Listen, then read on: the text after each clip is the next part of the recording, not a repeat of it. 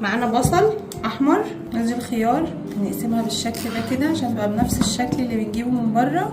معانا طماطم، فلفل حامي وده حسب الرغبه، ممكن نستبدله برومي لو حد مش بيحب الحامي. بقدونس.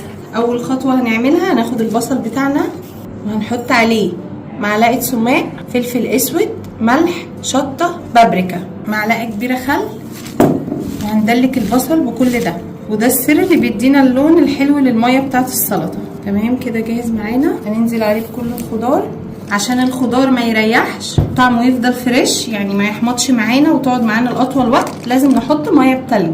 شايفين بقى لون الميه من قبل ما نسيبها ولا اي حاجه جميل ازاي؟ نعصر عليها الليمون. كده الويسكي بتاعنا بقى جاهز، يلا بينا ندخله التلاجة. دي الطحينه، معانا نص كوبايه طحينه خام. الطحينه دي بيتي يا جماعه، سمسم وزيت بس. لو عايزين الطريقه اكتبوا لنا في الكومنتات.